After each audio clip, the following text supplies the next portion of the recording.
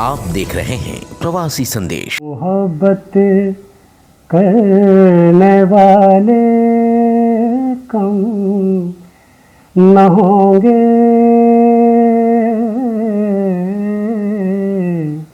मोहब्बत करने वाले कम न होंगे तेरी महफिल में, लेकिन हम न होंगे मोहब्बत करने वाले कम न होंगे। मानव के जीवन में संगीत अहम रोल निभाता है। संगीत से आप अपने आप को तरोताज़ा महसूस करते हैं। संगीत आपके अकेलेपन को दूर करने का एक महत्वपूर्ण साधन है। संगीत की दुनिया में अपनी आवाज़ से जादू बिखेरने वाले आगरा घराने के एक ऐसे ही फनकार से आज हम आपको रूबरू कराने जा रहे हैं जो चौमुखी प्रतिभा के धनी हैं, और उनकी आवाज़ और लेखनी में वो दम है जिसे सुनकर देखकर आप भी मंत्रमुग्ध हो जाएंगे और संगीत की दुनिया में गोता लगाने को मजबूर हो जाएंगे। जी हाँ, हम बात कर रहे हैं गायक, लेखक और एक्टर लाइक खान की। नमस्कार, मैं हूं शुभम पांडे और प्रवासी संदेश में आप सभी का इस्तकबाल है। कहते हैं संगीत हर उस दुख दर्द को दूर कर देता है, संगीत जिसे सुनकर सारी उलझनें दूर हो जाती है। आज हम आपको ऐसे एक संगीत के ऐसे शख्सियत से मुलाकात करवाएंगे जो न सिर्फ अपनी आवाज़ से बल्कि अपनी एक्टिंग से भी, अपने उस डायलॉग डिलीवरी से भी तमाम लोगों के बीच अपनी एक अलग जगह बना चुकी हैं, जो ताल्लुकात तो रखते हैं आगरा घराने से। लेकिन हमारे साथ इस वक्त मौजूद हैं संजय लाइक खान जी। और संजय जी, सबसे पहले बहुत बहुत धन्यवाद आपका प्रवासी संदेश को समय देने के लिए। सबसे पहला सवाल कि एक ऑलराउंडर तो हमने सुना था, लेकिन आप ऑलराउंडर से भी बढ़कर हैं। आप गाने भी खुद लिखते हैं, गाते भी हैं, एक्टिंग भी करते हैं और खुद डायरेक्ट भी करते हैं। एक टाइम में ये सारी चारों पांचें चीज़ें कैसे कर लेते हैं आप? नहीं, ऐसा नहीं है कि मैं डायरेक्टर भी खुद ही होता हूँ और जो है म्यूज़िक भी देता हूँ। सिर्फ ये फील्ड जो है वो बहुत हमारी क्लासिकल दुनिया के अंदर क्या है कि मैं गज़ल सिंगर हूँ, तो जाहिर सी बात है कि जिस वक्त मैं अपना कोई भी गज़ल कंपोज कर रहा होता हूँ तो उसके अंदर कुछ चीज़ें देखनी पड़ती हैं कि भाई किसी अच्छे शायर का कोई गज़ल ले ली और आप धुन बनाने बैठ कर उसको कंपोज करने के लिए। लेकिन जब मैं यहाँ मुंबई आया तो पता चला साहब कंपोज़र अलग है, म्यूज़िक डायरेक्टर अलग है। ये अलग अलग लोगों की स्पेशलिस्ट ही बना दी गई है कि ये आदमी सिर्फ यही काम करेगा। अच्छा, म्यूज़िक डायरेक्टर है तो वो सिर्फ डायरेक्ट करेगा म्यूज़िक को, अगर राइटर है तो वो सिर्फ लिखेगा, और जो सिंगर है वो सिर्फ से गाएगा। बिल्कुल। लेकिन फिर मैं और लोगों से, बहुत लोगों से यहाँ मिला तो भाई ये दुनिया है, माया नगरी है। यहाँ ऐसे भी लोग थे शायर जिनसे मैं मुलाकात की, तो जिस वक्त उन्होंने मुझे लिख कर दी कोई गाना तो मैंने देखा, मैंने कहा यार इसमें तो रदीफ काफिया मतलब मिल नहीं रहा है। तो वो मुझसे बोले कि रदीफ काफिया क्या होता है? अरे मैंने कहा यार ये तो शायर हैं और इन्हें अभी इसका भी इल्म नहीं है। तो तब मैंने जाकर खुद ही जो है लिखना शुरू करा। उसकी दो चीज़ें होती हैं, एक तो ये कि जब आप कोई भी काम करने जा रहे हो तो उसके अंदर से आपको ये चीज़ देखनी पड़ेगी कि भाई आपका बजट क्या है। तो बजट के आधार पे मैंने सोचा मैं उन लोगों को दूँ तो बेटर ये है कि मैं खुद ही कंपोज कर लेता हूँ, तो इसलिए मैं कंपोज़र हो गया। और जब राइटिंग की बात आई तो मैंने कहा उनसे बेटर मैं खुद लिख सकता हूँ, तो यूँ राइटर हो गया। तो ये वजह बन गई कि जो सब चीज़ें धीरे धीरे हो गई। अच्छा, आप मुंबई आए थे तो बनने क्या आए थे? और जब आपने कहा कि इस चीज़ें देखी उस हिसाब से मैं ढलने शुरू कर दिया, खुद के गाने लिखना शुरू, तो पहले से क्या शौक था कि मुझे एक्टिंग करना है या सिंगर बनना है? पहले कोई शौक था? जब क्या शौक लेके आप माया नगरी इस मुंबई में आए थे आप? भाई मैं जो हूँ सिर्फ सिंगिंग, मेरा जो पैशन है वो सिर्फ सिंगिंग। अच्छा। क्योंकि मैं सिंगर हूँ, एक्टर नहीं हूँ। एक्टर तो लोगों ने मुझे बना दिया गया। अच्छा। क्योंकि मैं पहली बार जब गया था तो जिस एक्टर को मैंने लिया था अपने सॉन्ग के लिए, तो वो मतलब मुझे ऐसा महसूस हुआ कि मैंने शाहरुख खान को साइन कर लिया है। अच्छा। तो मेरा फिर ऐसा लगा कि मुझे यार इससे बेटर इतने नखरे कौन मतलब आर्टिस्ट के लेगा। और वो ये नहीं सोचते हैं कि ये छोटे बजट का मतलब हमारा प्रोड्यूसर है तो इसका हम थोड़ी हेल्प करें। तो उनके दिमाग साथ में आसमान पर थे। तो फिर मैंने सोचा कि यार सभी सिंगर जो है खुद ही अपने आप को प्रमोट करते हैं, तो मैंने कहा ठीक है मैं ही शुरू कर देता हूँ। तो इसलिए तब से फिर मैंने अपना ही शुरू कर दिया कि मैं खुद ही एक्ट करता हूँ और खुद ही म्यूज़िक करता हूँ, खुद ही जो है सिंगिंग करता हूँ। जबकि म्यूज़िक तो मैंने कई लोगों को चांस दिए, मतलब कोशिश की कि भाई अच्छा मुझसे अच्छा कोई बेटर कर सकता है, तो मैं चाहता ये हूँ कि वो म्यूज़िक करें, मैं ना करूँ, मैं सिर्फ सिंगिंग पे अपने फोकस रखूँ। अच्छा खान साहब, अब तक कितने गाने आप गा चुके हैं अगर बात करें जब से अपने करियर की शुरुआत की, और बतौर एक्टर और सिंगर दोनों ऐसी कैसी कितनी सारी एल्बम आपने अब तक लॉन्च कर चुके हैं? तकरीबन 15-20 एल्बम मेरी अब तक हो चुकी है। इससे पहले मैंने गज़ल की करीब बहुत एल्बम की है, गज़ल सॉन्ग मतलब जो है गज़लें बहुत की है। लेकिन अभी जो बॉलीवुड सॉन्ग जो है वो करीब 8-10 किए हैं मैंने भी। अच्छा। उसमें कई म्यूजिक डायरेक्टर भी हैं, ऐसा नहीं है सारे मैंने किए हैं, लेकिन मैं कर लेता हूँ ये सोच कर के ठीक है भाई, अगर अब मुझसे बेटर करते हैं तो मुझे मज़ा आता है। और जब ऐसे लोगों से मिलता हूँ तो मैं कहता हूँ ठीक है मैं ही कर लेता हूँ फिर। अच्छा खान साहब, एक और सवाल है कि आजकल बॉलीवुड में जो पुराने गाने हैं उसी को रिमिक्स किया जा रहा है, उसमें नए कुछ सुर डाल के उससे अलग करेंगे। आपके गाने बिल्कुल हट अलग हैं, उसमें कोई मिलावट नहीं है पुराने गानों का, तो क्या दिमाग में रहता है जब आप गाने लिखते हैं कि कोई पुराने गाना मैच भी नहीं होना चाहिए और लोगों को पसंद भी आ जाए? किन चीज़ों का ध्यान रखना पड़ता है कि ऑडियंस भी आए, सारे जो एज के ग्रुप लोग हैं, क्योंकि बार बार देखा जाता है कि कोई पर्टिकुलर एज ग्रुप को ही टारगेट किया जाता है गाने लिखते हुए। क्या दिमाग में चलता है जब आप गाने लिखते हैं, क्योंकि बहुत सारी चीज़ें देखनी होती है उस वक्त? देखिए मेरा सबसे पहले तो फर्स्ट ऑफ ऑल मैं जो ना अपने म्यूज़िक में और गाने के अंदर या वीडियोग्राफी के अंदर मैं कोशिश करता हूँ बहुत साफ़ सुथरा हो, जिससे मेरी ऑडियंस जो है वो पूरी फैमिली बैठ के देख सके। अब आप देखिए ना, बहुत गाने ऐसे हैं जो आप देखेंगे बहुत हिट हैं, लेकिन उसमें देख के अजीब सा लगता है कि यार ये क्या गाना है, और उसको मतलब वीडियो बोल रहा है कुछ, लफ्ज़ बोल रहा है कुछ, और वो फिल्माया जा रहा है कुछ अलग अंदाज के अंदर। तो मैं इस चीज़ का कायल भी नहीं हूँ कि आप अच्छा बनाओ, मेलोडी होनी चाहिए उसमें, आप अच्छे होने चाहिए, एक्टर अच्छा होना चाहिए, ये सब चीज़ें मायने रखती है। अब आप उसको अच्छी तरीके से मतलब क्या प्रमोट क्या कर रहे हो आप, बहुत चीज़ें ऐसी हैं जो मुझे अच्छा नहीं लगता मैं कहूँ, क्योंकि मैं उस कहने के लिए बहुत छोटा हूँ अभी। जी। अच्छा, आपने कहा कि अब तक आपने हिंदी गाने लिखे हैं, गज़ल लिखे हैं। आज का ज़माना जो है वो रीजनल सिनेमा की तरफ ज़्यादा जा रहा है, जो प्रादेशिक सिनेमा है वो अलग देखा जा रहा है, जैसे महाराष्ट्र में मराठी फिल्म ज़्यादा देखी जाती है, बिहार की बात करें भोजपुरी, बंगाल में बंगाली, जिस तरह से, तो अलग अलग राज्यों का अलग अलग बना है। इस तरह से किस तरह से देखते हैं, क्या हिंदी जो सिनेमा है आने वाले समय में क्या टोटली जो डिपेंड हो जाएगी वो जो प्रादेशिक सिनेमा है उस पर डिपेंड हो, क्योंकि बहुत सारी फिल्मों का जो रीमेक है वो इसी तरह से आ रहे हैं, गाने वहाँ से लिए जा रहे हैं, फिल्मों में यूज़ किए जा रहे हैं। बतौर एज एक्टर सिंगर किस तरह से देखते हैं चीज़ों को, क्या आने वाला समय किस तरह से होगा? देखिए मेरी नॉलेज के अंदर तो ये है कि अब आज के ज़माने के अंदर मतलब लोगों की सोच चेंज हो गई है, है ना, वो चेंज हो गई है, तो वो कुछ मेहनत ज़्यादा करना नहीं चाहते हैं। उनका मतलब होता है कि हम पॉपुलरिटी चीज़ उठा लें, जो बहुत पॉपुलर है तो आप उसको ले लोगे और उसको अपने गाने अपनी फिल्म के अंदर दे दोगे, क्योंकि उसके अंदर आपको मेहनत नहीं करनी है, आपको कुछ नया नहीं सोचना है। अभी कुछ दिन पहले मैंने एक टीवी पर देखा कि कोई सिंगिंग दिल्ली की कोई सिंगर है जो बहुत ऐसा गाती है, अब क्या नाम लूँ, तो उसको लिया गया। क्यों लिया गया? इसलिए कि उसकी पॉपुलरिटी है, लोग उसके व्यूज़ उसको देखने के लिए इतना लोग देखते हैं, उसको भले गंदा देखते हैं लेकिन उसको ले लिया गया क्योंकि पॉपुलर है, बस पॉपुलर होना चाहिए, गंदा हो कुछ भी हो कितना बुरा हो उसकी कोई अहमियत नहीं है, गानों की कोई कदर नहीं। हाँ, सिर्फ उसका यह है कि आप पॉपुलर कितने हो, आपको कितने लोग देखते हैं। कुछ लोग गालियाँ बकते हैं तो वो सब बड़े बड़े चैनलों पे हाजिर है, और जो हकीकत में संगीत की पूजा करते हैं और संगीत जिन्हें मतलब आप सुने तो उनको लगे कि ठंडक महसूस हुई, कानों को जो है शहद घुल गया, तो वो कहाँ है अब? संजय जी, संगीत को सॉरी माफ़ कीजिएगा, संगीत को कहाँ देखते हैं? क्योंकि आप शहरों में देखते हैं कि आप वेस्टर्न कल्चर को ज़्यादा अपनाया जा रहा है, लोग अंग्रेजी गाना ज़्यादा सुनना पसंद करें, हिप हॉप सुन रहे हैं, या उसमें जो आजकल की जो एक नई मुंबई शहर में एक नया गाना आ गया है जिसमें जो आम दिनों में बोली भाषा होती है या उसमें गालियों का समावेश भी होता है। संगीत जा कहाँ रहा है आज के इस दौर में? आप 2021 में खड़े हैं, संगीत क्या जो 90 के दशक में हुआ करता था वो संगीत क्या था, और आज के ज़माने में जो न्यू जनरेशन है वो इस तरह से संगीत का सुनना पसंद कर रही है, उसे आप किस तरह से देखते हैं? देखिए संगीत तो जो था वो रहेगा, अब ये तो हवा के झोंके हैं, अलग अलग फ्लेवर है, लोगों ने उसको किया और फिर वो उसकी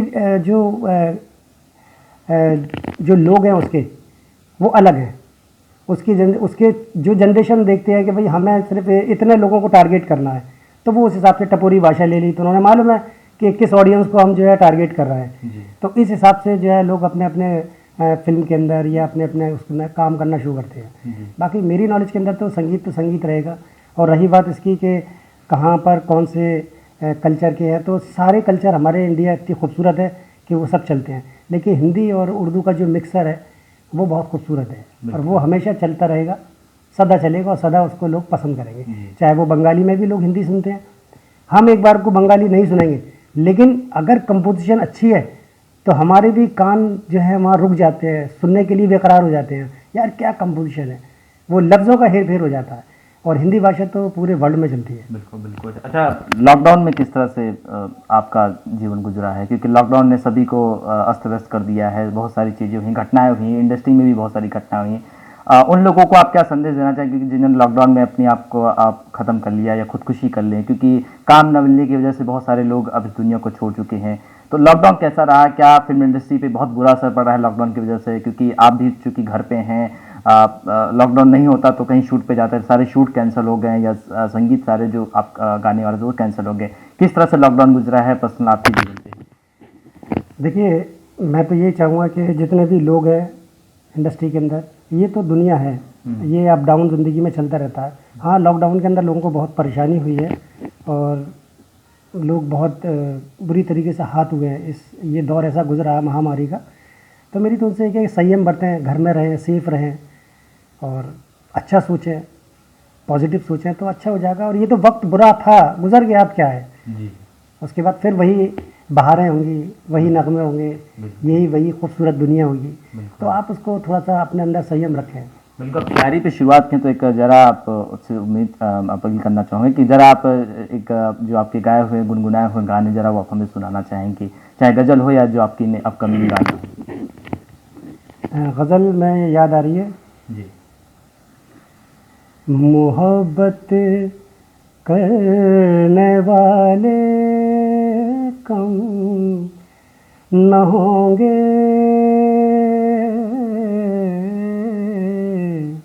मोहब्बत करने वाले कम न होंगे, तेरी महफिल में लेकिन हम न होंगे, मोहब्बत करने वाले कम न होंगे।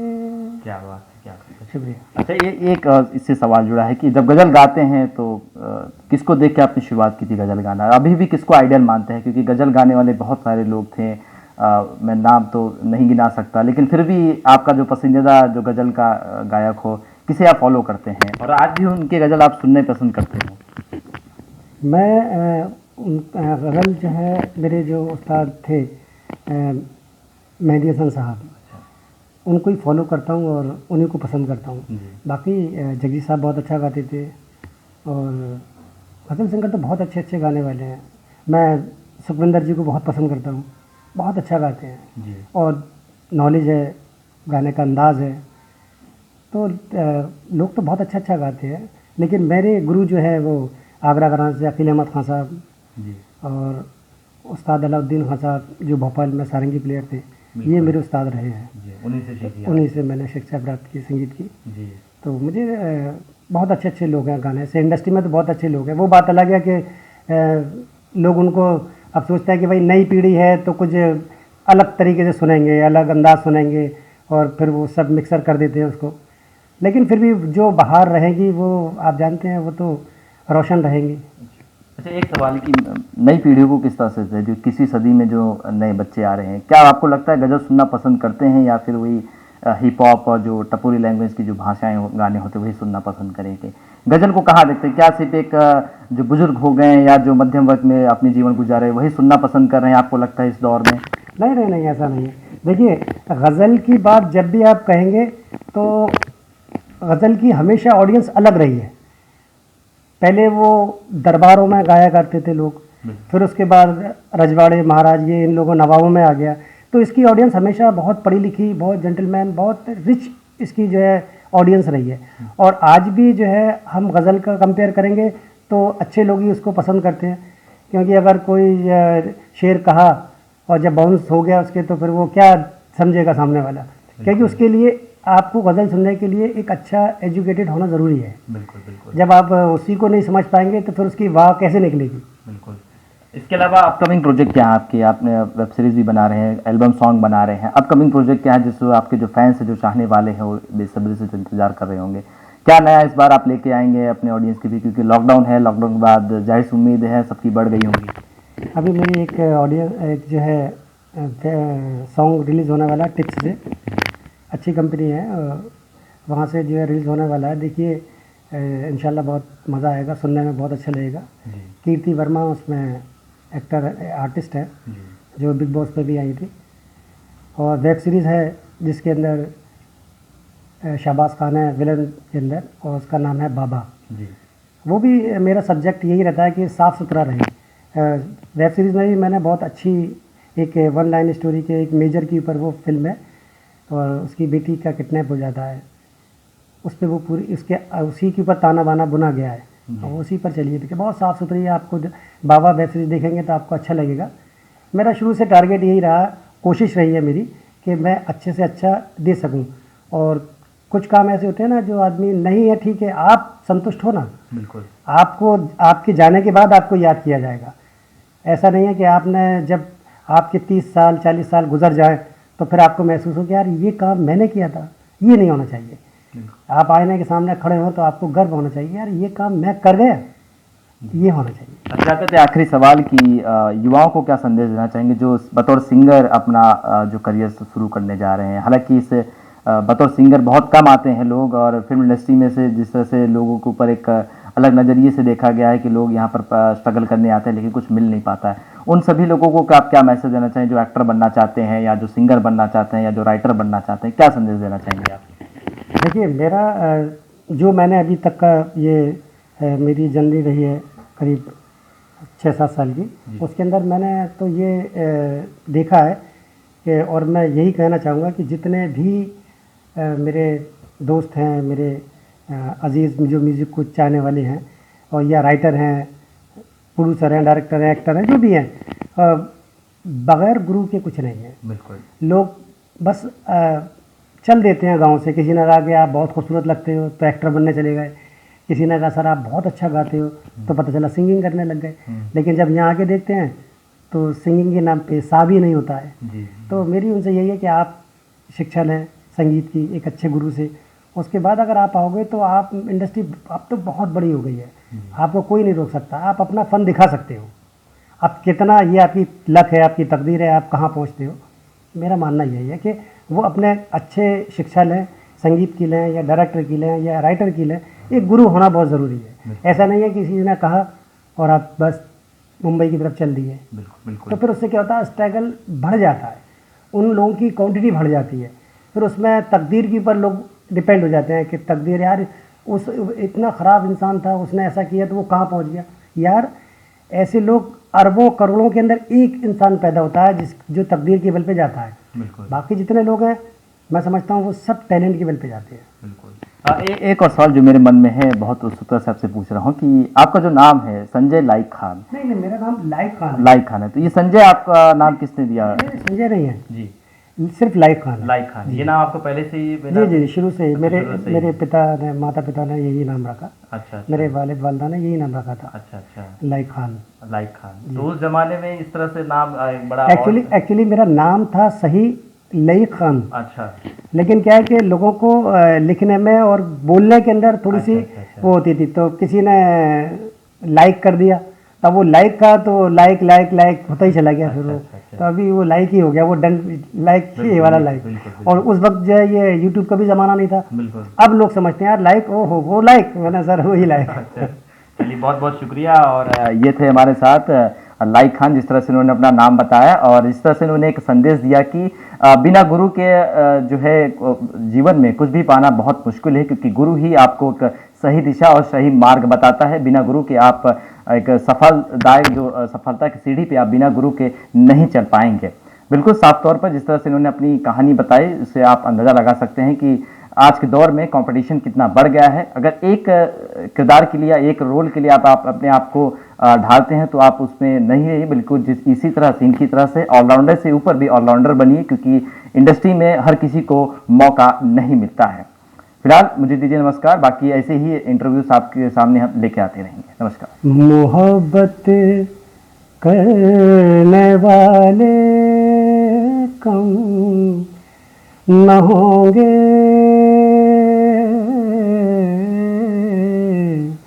मोहब्बत करने वाले कम न होंगे, तेरी महफिल में लेकिन हम न होंगे, मोहब्बत करने वाले कम न होंगे।